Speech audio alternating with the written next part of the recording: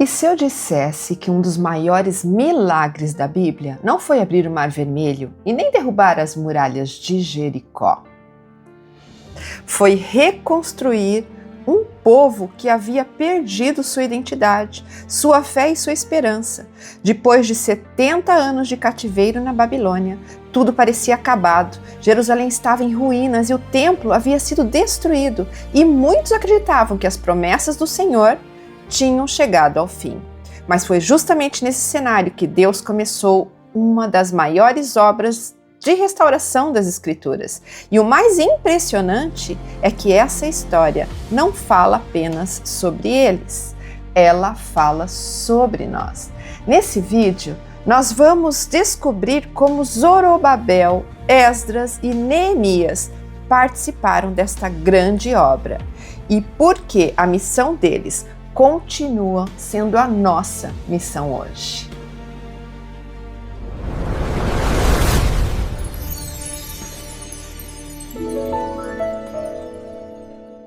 Bem-vindos para mais essa aula de hoje. Estou muito animada porque nós ultrapassamos toda a história desde a dispersão de Israel e agora vamos ver eles voltando.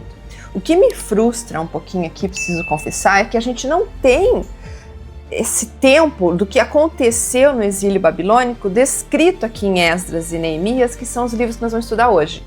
Porque isso vai ser descrito lá em Daniel, talvez em Ezequiel e talvez em algumas partes de Jeremias. Ou seja, ela vai estar descontextualizada quando a gente for estudar esses profetas. Mas eu trouxe aqui algum contexto para que a gente possa entender e começar a fazer as conexões para começar a explicar o que Esdras quer dizer e que Neemias quer dizer, esse sentimento que eles têm desta volta. O livro de Esdras a gente pode dividir em duas partes. Nos capítulos de 1 a 6, nós vamos ver o primeiro grupo de judeus que retorna de Jerusalém, sendo chefiados por Zorobabel. Embora tenham enfrentado duras oposições, eles acabam construindo e dedicando o templo de Jerusalém.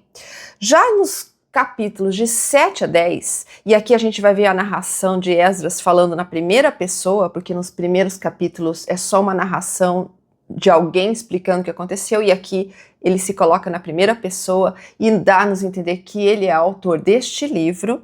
Vai contar que Esdras liderou um grupo que volta para Jerusalém e se entristece muito quando vê que alguns dos judeus não havia guardado o convênio do casamento. Então Esdras tem essa difícil missão de organizar a parte espiritual dos judeus nessa volta para Jerusalém. Já o livro de Neemias vai se concentrar na construção dos muros, na fortaleza da cidade. E isso vai ser muito rico em princípios, doutrina, para que a gente possa estudar hoje. Para que nós possamos ter um panorama geral, eu fiz uma linha do tempo, resumida. Começa lá em 605 a.C., o primeiro cativeiro babilônico, quando Daniel é levado. Então ali a gente vai ter a descrição de como foi viver nesse cativeiro babilônico. Aí então vem em 586, Jerusalém e o templo sendo destruído, na sequência Ciro conquista a Babilônia, depois a primeira leva, que seria Zorobabel, retornando, o segundo templo então é concluído. Então a segunda leva, que é o livro de Esdras, que retorna então aproximadamente 60 anos depois, e a terceira leva de Neemias, que retorna 13 anos depois. Como nós não temos nenhum registro de como foi esse exílio na Babilônia, eu gostaria de colocar aqui algumas situações para que a gente possa entender. Quando eles são levados para a Babilônia, diferentemente dos assírios, que dispersou as 10 tribos e realocou-os em terras desconhecidas, e eles se misturaram com outros povos, e tem hoje a conotação de que são as 10 tribos perdidas, que eu gosto mais de dizer que são as 10 tribos esquecidas do que perdidas, e uma outra hora a gente pode conversar mais sobre isso. O exílio na Babilônia foi traumático, foi uma situação difícil para os judeus, mas que foi também um promotor de muito desenvolvimento, de muita, como eu diria isso, de uma oportunidade de conhecer outras culturas, outra forma de pensar, filosofia, matemática, outras línguas. Então eles cresceram muito nesse exílio. E diferentemente, mais uma vez, dos assírios, para Nabucodonosor, que era a Babilônia na época um ícone de cultura, ele favorecia que os povos que chegavam lá também se desenvolvessem. Então eles trabalhavam, eles cresceram, eles ganharam dinheiro e eles estudaram e se refinaram. Então ficaram expostos a um contexto político, cultural, educacional bem rico, tiveram uma diversidade religiosa, o que o ajudaram a manter a sua identidade religiosa. Mais uma vez, em contraste com as 10 tribos que perdem a sua identidade, então se esquecem de seu Deus, aqui os judeus eles se unem e se desenvolve economicamente também. Nós vamos ver alguns profetas dentro desse exílio, como Daniel e Ezequias, por exemplo. Isso, nesse exílio, inicia o que a gente conhece até hoje, essa organização religiosa dos judeus, que ia se reunir em sinagogas. Como não havia templo, como não havia um rei, como não havia sacerdotes executando os sacrifícios e toda a cerimônia dentro do templo, aqui eles se reuniam em sinagogas para oração. E isso tornou-se culturalmente estendido até os dias de hoje. Quando eles voltam para Jerusalém, isso também está inculcado neles. Esse sentimento de que podem adorar mesmo estando longe do templo, embora havia um sentimento de sofrimento por não poder estar no templo. E a gente vai ver isso. Também nós vamos ver como eles organizam a estrutura religiosa em termos de ter rabinos que vão os conduzir nessas orações, os escribas, que são homens intelectuais e que têm capacidade de escrever e começam a escrever os livros, e Esdras é um deles. E um detalhe interessante, por esse contexto, por não ter sido exílio, algo assim tão difícil e triste demais, muitos judeus não voltam para Jerusalém. Muitos ficam na Babilônia e vão ficar por anos, milênios na Babilônia. Inclusive, eles vão voltar apenas após a Segunda Guerra Mundial, quando começam a ser perseguidos por aquela situação dos nazistas, que chega até onde eles estão ali. Então, aí nesse momento, eles se deslocam e vão para agora o que a gente conhece, o Estado de Israel. No livro de Esdras, o que significa ter a boa mão sobre você enquanto faz a obra de Deus? O tempo todo a gente vai ver Esdras usando essa metáfora, dizendo: por causa da boa mão de Deus sobre mim, executei tal coisa. Observem isso e durante o estudo analise como que é ter a boa mão do Senhor na sua vida. Qual é a diferença que ela tem feito? Nós vamos iniciar ali no capítulo 1 de Esdras, no versículo 1, 2 e 3, e a gente vai ver que isso é um espelho de como terminamos o livro de Crônicas. Então, Crônicas termina descrevendo exatamente o que nós vamos ler aqui. Então, eu vou retomar para que a gente possa partir daqui. No primeiro ano de Ciro, rei da Pérsia, para que se cumprisse a palavra do Senhor por boca de Jeremias, despertou o Senhor o espírito de Ciro, rei da Pérsia, o qual fez passar pregão por todo o seu reino, como também por escrito, dizendo: assim diz Ciro, rei da Pérsia, o Senhor Deus nos céus me deu todos os reinos da terra, e ele me encarregou de lhe edificar uma casa em Jerusalém, que está em Judá. Quem há entre vós de todo o seu povo, seja seu Deus com ele, e suba a Jerusalém, que está em Judá, e edifique a casa do Senhor Deus de Israel. Ele é o Deus que habita em Jerusalém. Na última vez em que estudamos, vimos os judeus sendo levados pelo cativeiro babilônico. E o cativeiro babilônico vai durar ali para eles em torno de 50 anos, 40 a 50 anos desse cativeiro, até que Ciro, o Grande, o rei persa, toma todo o Império Babilônico.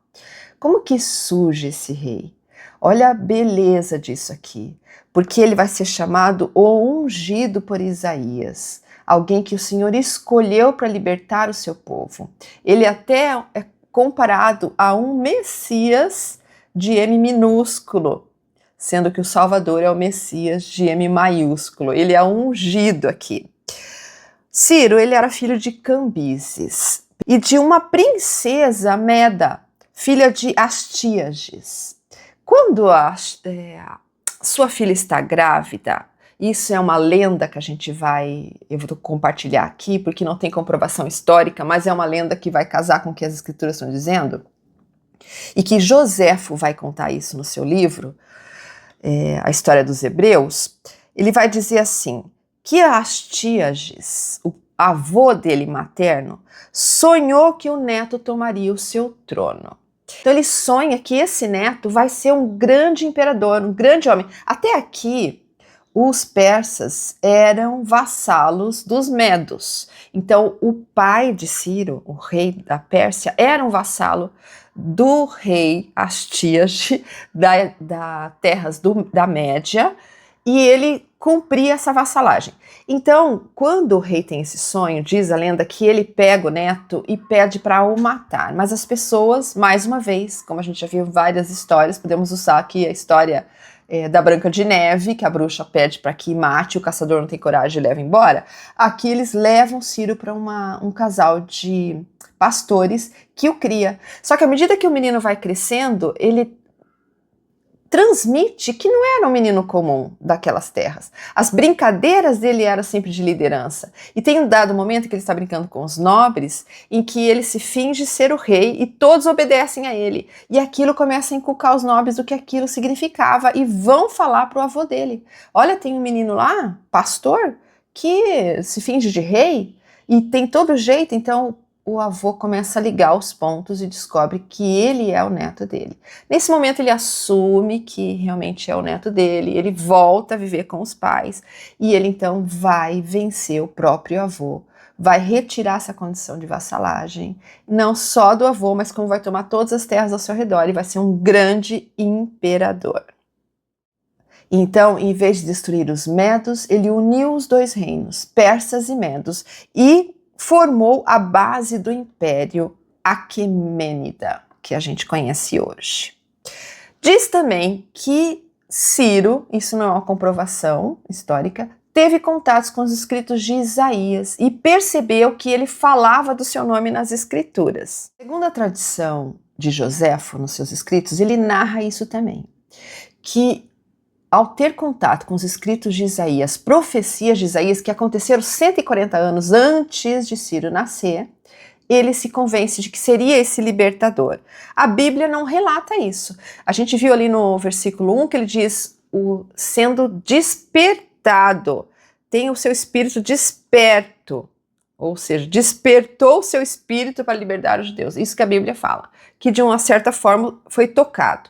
Acontece que o império de Ciro, e isso é uma característica do Império Persa, eles tinham uma liberdade religiosa às pessoas que eram cativos. Eles não o proibiam como os assírios e os babilônicos.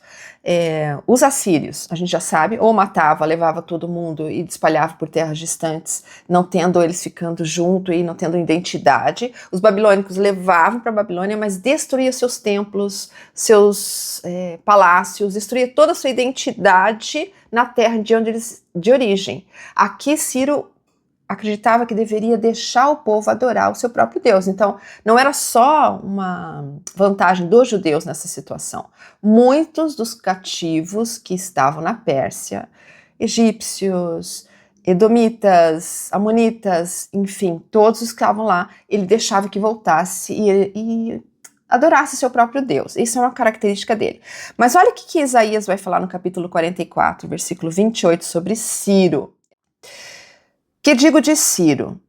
É meu pastor e cumprirá tudo que me apraz. Olha só que legal. E isso tem a ver com essa lenda que Joséfo traz de que realmente ele é criado por pastores. Durante muito tempo acreditava ser um pastor. Dizendo também a Jerusalém, sê edificada, e ao templo sejam lançados os teus alicerces. Embora Ciro não era um seguidor de Jeová, ou seja, não fazia parte do convênio, ele foi um instrumento usado pelo Senhor. tocou o seu coração, assim como o Senhor tem feito com muitos outros personagens históricos importantes, descobridores, pesquisadores, cientistas, para que seu reino siga adiante. Ciro vai ser um desses instrumentos. Presidente Benson, falando a respeito do rei Ciro, ele fala assim: Deus, o Pai de todos nós, usa os homens da terra, especialmente os homens bons, para realizar seus propósitos. Foi assim no passado, continua a sê-lo no presente e o será no futuro. Então, o livro de Esdras, na sequência, vai começar a narrar como foi essa volta do povo judeu para Jerusalém. Vai contar que Zorobabel vai ser o seu líder. Quero destacar aqui que Zorobabel é um rei, ou seja, ele não chega como um rei em Jerusalém, mas ele é da linhagem davídica, ou seja, ele era um nobre. E muitos dos nobres viviam naquela época na Babilônia. E ele vai ser um dos escolhidos a liderar o primeiro grupo que vai chegar em Jerusalém. Ele e o sumo sacerdote Jesua, que também vai cumprir com essa parte espiritual. Eles vão fazer uma viagem de 1.500 quilômetros, aproximadamente 4 meses numa caravana. Imagine isso. É como um mini êxodo. Enquanto Moisés tira 2 milhões de pessoas cativas do Egito, aqui Zorobabel vai descer com 42.360 homens, fora os servos e mulheres e crianças, talvez chegando lá uns 50 mil de pessoas. Eles vão fazer uma viagem, eu imagino, extremamente desgastante e difícil. Toda vez que eu estou estudando, eu fico pensando o que os motivaram a voltar, porque eles estavam bem na Babilônia. Mas esse desejo de cumprir aquilo que o Senhor disse, que tinha uma terra santa por eles, que queria estar com eles no templo, motivou eles a fazerem essa odisseia, essa viagem. Vai contar no capítulo 3 de Esdras que eles então vão levantar um altar, vão fazer sacrifícios na terra, mesmo ainda não tendo templo. Durante 2 anos eles vão morar na cidade de Jerusalém para começar a construção do templo. Mas antes disso eles oferecem os sacrifícios nesse altar. Esse padrão de fazer um altar a gente vai ver sempre nas escrituras, não só no Velho Testamento, como no livro de Mórmon. Esse desejo de já começar a se oferecer a Deus construindo um altar. Então nós vamos ver também, nesse mesmo capítulo, que depois de 2 anos, eles começam a lançar os alicerces do templo. Então há uma grande comoção quando isso acontece. As escrituras vai dizer que se apresentaram os sacerdotes já vestidos com trombetas e os levitas, filhos de Asaf, com saltérios para louvar ao Senhor. Ou seja, trouxeram todos os seus instrumentos, os sacerdotes vestidos, conforme Davi tinha instituído. Porém, ali no versículo 12, muitos sacerdotes e levitas já velhos, que viram o primeiro templo, que viram o templo de Salomão, começam a chorar e lembrar disso, e levantar em altas vozes o seu choro. Era uma mistura de alegria e de lamento, porque eu gostaria que a gente pudesse imaginar o cenário. Quando os babilônios saem de Jerusalém e levam a última leva, que é a terceira leva de cativos para a Babilônia, fica realmente poucos moradores ali, mas os pobres, os camponeses, e a cidade de Jerusalém completamente destruída e queimada. Eles queimam o templo, eles saqueiam o templo, levam todo o seu ouro, todos os objetos que Salomão construiu, inclusive as colunas que eram forradas de ouro. Eles levam tudo, colocam fogo, então tudo que eles vão encontrar lá é entulhos de pedras queimadas. A fortaleza totalmente caída, porque eles derrubam os muros da cidade também, porque era um sinal de que ali não habitaria mais ninguém, era derrota para aquele rei daquela região, e assim eles faziam com as outras regiões que dominaram. Então eles chegam nessa situação e colocam os primeiros alicerces. Imagino que eles limparam o terreno do templo e colocam os primeiros alicerces, e aqui já tem uma grande comoção dessa situação. Eles erguem vozes tão alta, olha ali no versículo 12, com júbilo e com alegria. E no 13, de maneira que não discernia o povo as vozes de júbilo e de alegria das vozes do choro do povo, porque o povo jubilava com tão grande júbilo que as vozes se ouviam de muito longe. Quando eu li isso, eu falei, isso explica por que os samaritanos então saem de suas terras e vão ver o que está acontecendo lá. Primeiro que não deve ter passado desapercebido 42 mil homens viajando por 4 meses, passando por todas as terras conquistadas, possivelmente passaram por Israel também, chegando em Jerusalém. Isso já ligaram as antenas. O que vai acontecer é que esses samaritanos, que nós já vimos semana passada, que é um povo em que Nabucodonosor traz de outras terras, medos, inclusive medos aqui que a gente acabou de falar sobre Ciro, persas também, para morar e se misturar aos alguns ainda remanescentes povos israelitas que ali moravam. Eles formam então um povo samaritano, se casam entre eles. E eles adoram a Jeová também, mas não da forma como o Senhor previu. Eles não tinham um sumo sacerdote, eles não tinham direito de construir um templo, eles tinham sido um povo idólatra durante muito tempo, e eles chegam então para esse povo judeu que volta para Jerusalém e os vê construindo o templo, diz assim, nós também queremos edificar a casa porque adoramos a Jeová. E então Zorobabel e Jesua, sumo sacerdote, vai dizer, não convém que vós nos edifiquemos casa a nosso Deus, mas nós sozinhos vamos fazer isso. Essa rejeição, que a gente pode classificar como um preconceito, talvez não faz sentido para nós hoje, mas para a época, conhecendo a história de como quando os povos se misturavam, como a idolatria vinha junto, foi uma forma deles se protegerem, uma forma de dizer, não, nós queremos fazer esse trabalho porque o Senhor determinou que nós o faríamos, e é verdade. Isso foi dado a esse povo realizar. Então eles não vão participar e isso, acredito, gera crítica, gera ciúmes e eles começam então a colocar boneco, como diz lá no Nordeste, para tudo que eles faziam, chegavam para os construtores e isso não vai dar certo, tá ficando torto, tá ficando ruim. Eu tô brincando aqui, mas é exatamente isso que eles vão começar, eles começam a minar esse desejo de construção deles e como isso não estava dando muito certo, eles começam então a mandar cartas para o rei da Pérsia, que agora era o grande imperador. E essa carta chega ao rei Xerxes, inclusive o rei Xerxes, aqui para a gente fazer uma conexão, vai também ter um outro nome chamado Assuero, é o mesmo rei persa que vai se casar com Esther, que é um dos próximos livros que nós vamos estudar. Chega essa carta para ele, dizendo que eles estão fazendo uma obra e que eles são um povo ruim e que se eles construírem Jerusalém novamente não vão pagar mais os impostos e nem dar a eles aquilo que foi condição de Ciro. Desçam para construir o templo, mas continuem pagando os impostos à Pérsia. Isso era uma condição. Quando eles falam isso, então vem uma outra carta, e isso é interessante porque a gente não via antes isso aqui, essa questão das epístolas, indo e voltando, cartas indo e voltando.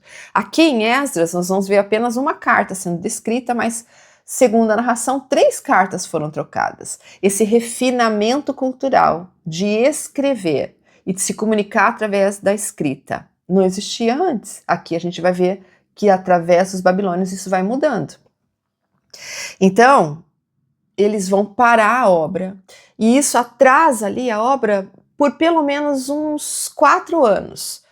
Eu não tenho certeza aqui, mas o tempo que eles levam para construir o templo, no total, é de aproximadamente 15 a 20 anos. Eles demoram para terminar essa obra do templo aqui. Na sequência, passado um tempo que eles são proibidos de construir, Nós vamos ver aqui então o nome de 2 profetas citados ali no versículo 1, que é Ageu e Zacarias. Eles voltam a profetizar ao povo de que deveriam continuar essa construção, vão falar com Zorobabel que deveriam continuar. É muito lindo os escritos de Zacarias, embora a gente vai estudar apenas quase no final do Velho Testamento, porque ele está um livro antes de Malaquias. Então ele vai ficar tão descontextualizado que a gente vai ter que fazer um exercício aqui de memória para lembrar do que ele está falando, porque ele vai citar muito Zorobabel nos seus escritos. Eu trouxe um trechinho dele que vai dizer assim, no capítulo 8, versículo 9 de Zacarias. Assim diz o Senhor dos Exércitos, sejam fortes as vossas mãos, ó vós que nestes dias ouvistes essas palavras da boca dos profetas, que estiverem no dia em que foi posto o fundamento da casa do Senhor dos Exércitos, para que o templo fosse edificado. Ouve a voz do profeta, continua essa construção. Então a gente vai ver ali em Esdras 6 que eles voltam a construir. Na sequência vão ter mais um desapontamento, que não vai ser mais agora da parte dos samaritanos, mas sim um governante da parte dos persas, vai dizer o que estão fazendo aqui? Nós estamos construindo um templo. E isso há muitos anos atrás, Ciro permitiu que construíssemos. Então o que acontece? Eles saem enquanto Ciro é o rei. Na sequência, Ciro morre e assume seu filho Xerxes. Na sequência, Xerxes morre e assume o seu próximo filho, que é o seu próximo filho, Artaxerxes. Então, eles voltam a construir porque quando esse representante persa pergunta isso, escreve então para Dario, e agora Dario é o próximo rei, aqui já é o 4º rei assumindo a Pérsia, então muitos anos já haviam se passado. Ele autoriza, ele acha então nos seus documentos que Ciro realmente disse que ele poderia construir. Ciro, Xerxes e Artaxerxes eram uma dinastia da mesma família. Dario, também chamado Grande, é um general na época, em que vai assumir o trono aqui. Então essa dinastia de Ciro vai cair e Dario vai assumir. Também um rei que vai ser muito conhecido e que vai aparecer algumas vezes pelos profetas nas escrituras. Eles voltam a construir o templo com essa autorização ainda mais autorizada, mais certificada, recebem mais materiais para que isso possa acontecer, inclusive Dario manda mais materiais, Ciro já havia mandado materiais através de Zorobabel, e eles continuam a construção. E, enfim, então caímos aqui agora no capítulo 7, que começa Esdras realmente falando. 80 anos aproximadamente depois que o templo é construído, Esdras chega em Jerusalém. Ele era um escriba, também um sacerdote. Ele é da linhagem de Araão, com direito ao sumo sacerdote também, mas nessa época ele era um sacerdote e mais um escriba. Um intelectual em Jerusalém, um mestre da lei, um líder influente. E ele vai então começar a trazer reformas de grande impacto quando ele chega ali em Jerusalém. Quando ele se apresenta ao rei e diz que tem o desejo de vir também adorar em Jerusalém e ajudar, o rei diz, vá e faça exatamente isso. Artaxerxes é quem envia Esdras para fortalecer o povo espiritualmente. Mais uma vez, ele vai fazer essa viagem de 1.500 quilômetros, 4 meses de viagem. E por que era tão demorada essa viagem? Imagine que eles tinham rios para atravessar, montanhas, calor intenso, risco de assaltantes, necessidade de parar, se abastecer para alimentos, para pastagens, para água dos animais. Enfim, é realmente um grande desafio, uma grande peregrinação, que exigiu muita fé, planejamento, proteção e perseverança. E diz que Esdras, quando vai então fazer essa viagem, ele não pede proteção ao rei para atravessar esse grande deserto, essas grandes terras. E ele então faz um jejum. Ele não pede proteção porque ele já diz para o rei que o Senhor os protegeria. Então as escrituras falam que meio que ele sentiu vergonha de pedir ao rei essa proteção. E ele faz um jejum.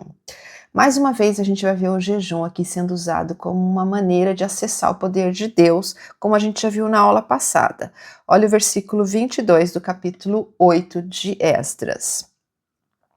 A mão do nosso Deus é sobre todos os que o buscam, para o bem deles, mas a sua força e a sua ira sobre todos os que o deixam. Lembra que eu disse, observa se você consegue visualizar a boa mão do Senhor na sua vida. Esdras vai ensinar o seguinte, a mão do nosso Deus é sobre todos os que o buscam, para duas formas, ou para corrigir, ou para abençoar. Porque essa mesma mão que vai nos abençoar, capacitar, inspirar, também vai ser aquela severa que vai nos castigar. Essa expressão, a boa mão, me chama muita atenção. Ela vai aparecer ali no capítulo 7, versículo 6, porque a boa mão do Senhor seu Deus era sobre ele. No versículo 9, segundo a boa mão do seu Deus sobre ele. No 28, e como a mão do Senhor meu Deus era sobre mim, animei-me. No 8:18, e segundo a boa mão de nosso Deus sobre nós, trouxeram-nos um homem entendido. 8:22, a mão do nosso Deus é para o bem de todos os que o buscam, a gente acabou de ler isso. E o 31, a mão de nosso Deus estava sobre nós. Um dos estudiosos, Derek Kidner, falando sobre isso, ele fala que essa forma de descrever a boa mão significa intervenção ativa e favorável de Deus na história. Era um favor divino, era uma proteção de vantagens militares, era uma providência que provia os recursos que eram necessários, supria as pessoas para executar sua obra, e de capacitação. Deus concede sabedoria, coragem e autoridade para cumprir a sua obra. Então, se nós pudéssemos colocar um tema aqui no livro de Esdras, nós poderíamos colocar que o sucesso da restauração de Israel não aconteceu por causa da força de Zorobabel, de Jesua que chegou lá, ou dos homens que trabalharam na edificação do templo, ou da força do rei persa, do império persa, ou da habilidade de Esdras como um intelectual. Era a boa mão do Senhor que conduzia cada etapa da restauração. E a restauração do povo do Senhor foi um resultado da providência, da direção constante do Senhor. Então eu gostaria que nós pudéssemos analisar isso. Nós temos dificuldade de reconhecer a boa mão do Senhor nas coisas que fazemos. Mas quando reconhecemos, ele duplica sua bênção sobre nós. Tem uma escritura em Doutrina e Convênios que diz que nada mais desagrada a Deus do que não reconhecer a mão dele em todas as coisas. E é sobre isso. Eu queria te convidar a fazer uma oração que dissesse: sou grata por sua boa mão em me ajudar a vencer esse desafio no meu trabalho, a me ajudar com os meus filhos, a me ajudar com a minha saúde, a boa mão que está me guiando para ser um ótimo líder dentro da igreja, uma boa professora, como eu tenho sido, e eu reconheço isso. É pela boa mão do Senhor que eu consigo executar muitas coisas que Ele me pede. Não seria diferente, porque a minha força é débil, muito débil. O livro de Esdras, então, vai terminar ele fazendo convênios com o povo de que vão continuar em adoração. Ele vai preparar esse povo para continuar adorando na casa do Senhor, vai organizar como vai se estruturar isso, vai chamar a atenção dos judeus que se casaram fora do casamento. Isso é uma parte triste que vai acontecer ali, porque muitos deles vão trazer as esposas que se casaram ainda no exílio babilônico, e vai trazer essas esposas e eles vão se separar dessas esposas, elas vão retornar. E isso é muito traumático aqui, mas era uma quebra de convênio. E sabe, durante muito tempo a gente estudando as escrituras, eu dizia, Josué, por exemplo, ele era alguém que cumpria não de forma parcial, mas completamente o que o Senhor lhe pedia. E Esdras está com esse sentimento. Ele chora muito nessa situação, é uma situação muito traumática ter que dizer isso ao povo. Foi muito difícil. Ele foi animado pelo próprio povo, dizendo, não, levanta a cabeça, para de chorar, nós vamos cumprir com tudo que você nos disser. E ele disse, para que a gente receba todas as bênçãos do Senhor, precisamos cumprir completamente o que o Senhor está dizendo, com seus mandamentos, para que não aconteça o que aconteceu com o povo de Israel, sincretismo religioso, misturando as outras religiões. Esdras estava com foco de que aquilo não deveria acontecer aqui, e é isso que ele vai fazer. Vamos entrar no livro de Neemias. E Neemias, se a gente pudesse também colocar uma pergunta de reflexão, eu gostaria de sugerir assim: será que temos um coração inclinado a trabalhar no serviço do Senhor, na obra do Senhor? Nosso coração está inclinado para esse serviço? Eu amei estudar Neemias. Acho que a gente pode fazer assim diversos paralelos de princípios com outras escrituras, com outros contextos históricos do livro de Mórmon, de diferentes épocas, de Jesus Cristo. Eu amei. Eu escolhi uma forma de direcionar aqui. E eu espero que seja essa forma que te ajude aí enquanto me ouve. O tempo todo ele está dizendo ao povo: vamos levantar e edificar essa casa ao Senhor. Ou seja, os muros, na verdade, ele foca nos muros. Neemias era um copeiro no reinado de Ataxerxes. Ataxerxes era neto de Ciro. E essa posição de copeiro talvez nos venha dizer que ele era apenas alguém que servia bebida, um garçom, mas na verdade na época não era. Ele era quem experimentava a comida e bebida do rei, então ele tinha uma posição de alta confiança, ele estava sempre nas altas rodas, onde os reis, os nobres estavam, então ele tinha esse contato. E o rei, vendo ele triste, perguntou: o que aconteceu? O que você tem hoje, Neemias? E ele vai contar. Um pouco antes dele ter essa conversa com o rei, ele encontrou alguns compatriotas de Jerusalém, que voltaram de Jerusalém, com notícias, e ele pergunta: e aí, como está o povo lá, e o que tem acontecido? Ele fala assim: olha, é muito triste, está em ruínas, a nossa fortaleza caiu tudo, não existe muro, não existe portas em Jerusalém, e tem ainda muitas ruínas. Neemias, diferente de Esdras, vai demorar 13 anos, ele é a terceira leva que vai chegar em Jerusalém.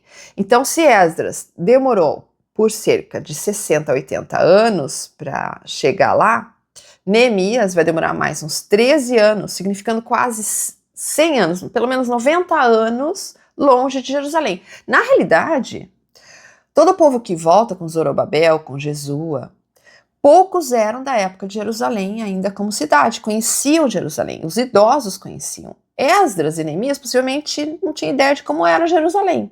Tudo que eles têm é a narração de que ele ouvia dos seus pais e os escritos que eles leem a respeito do assunto. Mas ele tinha esse coração de desejo de edificar novamente a cidade. Então ele pede licença ao rei de voltar a Jerusalém para reconstruir os muros e portões da cidade. Olha que interessante isso.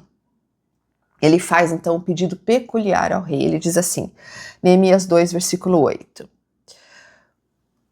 Como também uma carta, além de voltar e construir, ele diz também, como também uma carta para Asaf, guarda do bosque do rei, para que me dê madeira para cobrir as portas do paço da casa, e para o muro da cidade, e para a casa em que eu houver de entrar. E o rei mas deu, segundo a boa mão de Deus sobre mim. Olha a boa mão aqui novamente. Tem alguns estudiosos que acreditam que o livro de Neemias foi escrito também por Esdras, e talvez esse sinalzinho dessa palavra boa mão aqui plantou aqui essa dúvida na gente. Ele realmente vai receber isso. Ele queria madeira para construir os portões e portas da cidade. Olha o simbolismo de construir portas de proteção que a gente pode fazer aqui, ao longo de todo o estudo. Que a nossa obra, a obra de Deus, também faz parte de construir essa proteção, essas portas.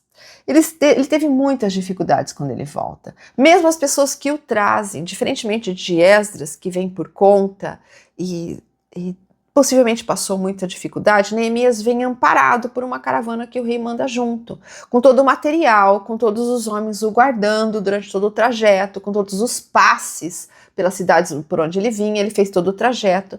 E quando ele chega, As escrituras contam que a primeira coisa que ele faz é andar por todos os muros de Jerusalém. Isso daria mais ou menos 1 quilômetro de caminhada. Ele visualizou e ficou muito triste em ver um muro derrubado, caído, muito entulho, muita sujeira, nada dos portões. E ele não parou nem um minuto, no dia seguinte já começou a reconstruir. Só que isso desagradou muito o povo ao redor, os outros povos, principalmente os israelitas, os samaritanos. E começou então a minar essa construção. Mais uma vez existia aquela oposição que já existiu quando foram construir o templo. Zombavam deles, desprezavam. Tem uma parte das escrituras que diz: ardeu em ira o povo quando viu eles fazendo isso, se indignou muito e escarneceu dos judeus. E durante essa construção desses muros e dos portões, muitas vezes eles tinham que trabalhar empunhando armas, uma espada na mão e a pá na outra, durante toda a obra. Metade dos meus moços trabalhava na obra e metade deles tinha as lanças, os escudos, os arcos, as couraças, e os chefes estavam por detrás de toda a casa de Judá. Neemias vai ter um grande feito aqui. Eu amo essa parte das escrituras de Neemias. Vai dizer que ele vai dividir esse muro por partes e por família. Então as escrituras vai narrar ele construindo cada parte, cada família dando a sua contribuição. Existe até uma família em que as filhas ajudam a construir esse muro. E eles constroem até metade. Metade significa pelo menos 4 metros de altura, porque os muros tinham de 8 a 12 metros de altura. Eram extremamente altos. Isso na época de Ezequias já tinha feito esse muro. Eles levam 52 dias para erguer esse muro. Eles foram muito zombados. Tem uma parte nas escrituras que dizem assim: até as raposas derrubam esse muro que eles estão construindo aí. Eles debocharam muito deles fazendo essa obra.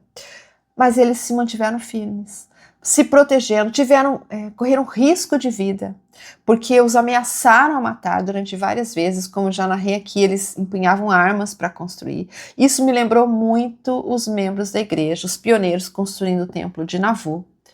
Depois da morte de Joseph, sofreram uma perseguição acirrada e que tiveram que terminar a construção do templo também, empunhando armas para terminar o templo. Tamanha oposição que enfrentaram.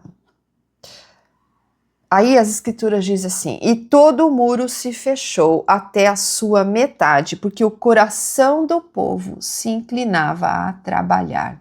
Eles tinham esse coração inclinado a trabalhar. Aonde está o nosso coração nessa obra de Deus? Nosso coração está inclinado a trabalhar? Neemias 4:21. Assim trabalhávamos na obra, e metade deles segurava as lanças desde a subida da alva até o sair das estrelas. Eu trouxe essa escritura. Você pode dizer: mas Kelly, você acabou de dizer que eles tinham armas. Mas olha que lindo isso aqui. Metade deles segurava as lanças, desde a subida da alva, ou seja, o sol nascendo, até o sair das estrelas. Ou seja, dia e noite eles trabalhavam. Tamanho era o foco, tamanho era o desejo de executar aquela obra. Quando eles constroem esses muros e esses portões, gostaria de levantar um princípio aqui, que é nós levantarmos os muros e os portões que nos separam das tentações. Eles estão cercando Jerusalém dos seus inimigos. Quando a cidade era edificada naquela época, a primeira coisa que eles queriam fazer era essas fortalezas. Isso determinava se eles seriam tomados por outros povos ou não.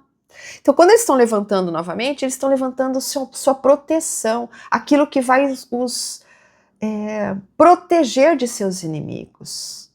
E gostaria que nós tivéssemos essa visão de incansavelmente lutamos para nos proteger das tentações de Satanás. Se permitirmos que essas tentações cheguem até nós e nos possua, vamos perder.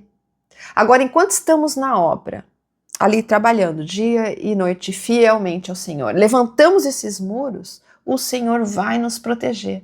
Porque faz parte da bênção dele, faz parte da promessa dele. Agora, um outro aspecto que a gente pode trazer de princípio aqui é que durante essa construção do muro, os inimigos, vendo que não podiam derrubar o ânimo de Neemias de construir, nem o povo sendo ameaçado de morte, desistiriam de construir o muro e de o manter, porque eles tiveram que erguer família por família e depois eles foram colocando a argamassa, colocando aquilo que sustentaria as pedras. Eu imagino que tinha muito entulho, muitas pedras queimadas, que tiveram que retirar, substituir, talvez trazer de outros lugares. Eu imagino todo esse esforço. Durante esse esforço, os seus inimigos, tentando criar armadilhas para Neemias, o convidaram a se reunir com eles no Vale de Ono. Era uma armadilha.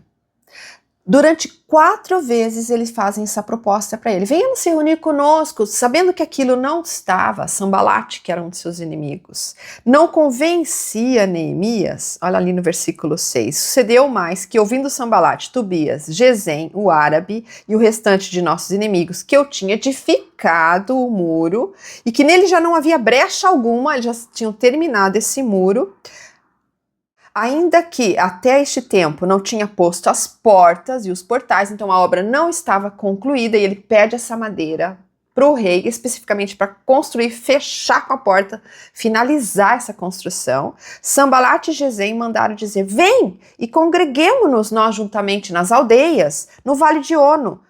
Porém, intentava-me o mal. Ele sabia disso. Por 4 vezes, 4 tipos de tentações, eles fazem isso com Neemias. Neemias poderia pensar: não vou desagradá-los, vai que eles queiram me matar. Ou não, e se eu fizer uma aliança com eles? Em nenhum momento ele pensava isso. Sabe o que ele respondia? Todas as vezes, e ele diz isso, e todas as vezes eu respondia a mesma coisa. Faço uma grande obra, de modo que não poderei descer. Faço uma grande obra, de modo que não poderei descer. Essa era a resposta de Neemias a todas as vezes em que Sambalate e seus companheiros o tentava a desistir. Elder Uchtdorf, falando sobre fazemos uma grande obra, de modo que não poderemos descer em 2009, ele vai citar essa história de Neemias. Vou ler isso para vocês e imagine qual é a obra de que nós estamos falando aqui. Esta é uma época de grandes desafios e de grandes oportunidades. O Senhor procura homens como Neemias, irmãos e irmãs, fiéis que cumpram o juramento e o convênio do sacerdócio. Ele busca almas resolutas que diligentemente realizem a obra de edificação do reino de Deus, que ao se defrontarem com a oposição e a tentação, digam em seu coração: faço uma grande obra, de modo que não poderei descer. Que diante da provação e do sofrimento, respondo: faço uma grande obra, de modo que não poderei descer. E afrontados pelo escárnio e a reprovação, proclamem: faço uma grande obra, de modo que não poderei descer. Nosso Pai Celestial procura os que se recusam a permitir que as trivialidades impeçam sua busca pelo que é eterno. Ele deseja aqueles que não permitam que o fascínio do conforto ou as armadilhas do adversário os distraiam da obra que ele lhes deu para executar. Ele quer os que sejam fiéis às próprias palavras, que digam com convicção: faço uma grande obra, de modo que não poderei descer. Eu já me vi falando isso em vários momentos da minha vida. Faço uma grande obra, de modo que não poderei descer. Não desistir dos nossos propósitos. Quando estamos nos preparando para sair para ir ao templo, quando estamos sendo chamados para servir dentro da igreja, para um chamado missionário, para um chamado da história da família, que a gente possa dizer: faço uma grande obra, de modo que não poderei descer. Ou quando somos tentados em qualquer aspecto de nossas fraquezas, faço uma grande obra e não poderei descer. Nós somos uma geração do curto prazo. Queria trazer isso aqui. Tudo tem que ser rápido. Já ouvi dizer assim: Kelly, seu vídeo é muito longo, não consigo assistir. porque somos uma geração de curto prazo, as coisas têm que ser velozes, têm que ser rápidas, têm que ser curta. E é isso, somos distraídos. Neemias não se permitiu se distrair. Ele tinha um foco. Não importava o tempo que isso iria custar da vida dele, ele tinha esse propósito. Ele saiu com esse pensamento, esse foco de construir os muros e os portões e foi até o fim. Ele colocou os portões e fez uma grande festa quando isso aconteceu. Precisamos construir muros contra as tentações. Precisamos levantar os muros contra o pecado e não permitir-nos nos distrair. Neemias vai terminar o seu livro com uma frase que eu gostaria de trazer para nós aqui, que eu achei muito lindo. Diante de todas as perseguições, de todas as desaprovações dos outros povos, ele diz: portanto, não vos entristeçais. Não fique triste com essa situação. Se você é perseguido, se você sofre pressão, se você não tem o apoio da sua família, de onde você trabalha, onde você vive, porque a alegria do Senhor é a vossa força. Eu consigo imaginar boas amigas minhas que têm passado muitas situações difíceis, que talvez está ouvindo hoje aqui, e que pode usar isso. Não vos entristeçais, porque a alegria do Senhor é a vossa força. E eles tiveram muita alegria quando completaram essa grande obra de reconstrução dos muros e dos portões e do templo. Esdras vai subir então num palanque e, tal como o rei Benjamim, vai ler as escrituras. E ele não vai ler no modo rápido, em 2 vezes mais rápido. Ele vai ler, diz as escrituras, do amanhecer até o meio-dia. E a gente reclama de um vídeo de 1 hora. Que eu sou muito grata por vocês estarem ouvindo, de todo o coração. Eu sei que toma um tempo bom da sua vida, mas com certeza vai valer muito a pena. Esdras e Neemias são figuras que apontam para algo maior em Jesus Cristo. Por exemplo, Esdras dizia que tinha boa mão do Senhor sobre ele. Cristo sempre fez a vontade do Pai. E é a própria palavra viva. Neemias, ao reconstruir os muros, lembra como Jesus restaura algo mais profundo, o coração humano. Assim como Neemias reconstruiu pedras queimadas, Jesus reconstrói pessoas quebradas pela dor, pelo pecado. O verdadeiro centro da história não é só o retorno do exílio, mas o Deus que nunca abandona o seu povo, culminando em Cristo que reúne, restaura e conduz a sua mão. Ao estudarmos Esdras e Neemias, vemos que Deus ainda restaura. E nessa restauração se cumpre plenamente em Jesus Cristo, o verdadeiro restaurador. Esdras restaurou a adoração. Neemias restaurou a cidade. Jesus Cristo restaura o ser humano por completo. Sou muito grata por participar disso com vocês. Um coração cheio de gratidão por essas escrituras, essas passagens que nos fortalecem, que nos inspiram a reconhecer a boa mão do Senhor em nossa vida, a reconhecer a mão do Salvador em nossa vida, em reconhecer que podemos nos proteger dos pecados, levantando os muros, e ainda podemos contar com a nossa família, nossos amigos que possam nos ajudar a construir esses muros que nos protejam do pecado e das tentações. Que possamos dizer: faça uma grande obra, de modo que não poderei descer. Que essa mensagem fica com você essa semana. Deixe aqui o seu like para eu saber que você gostou. Faça um comentário dizendo como que o Senhor tem o protegido com a boa mão.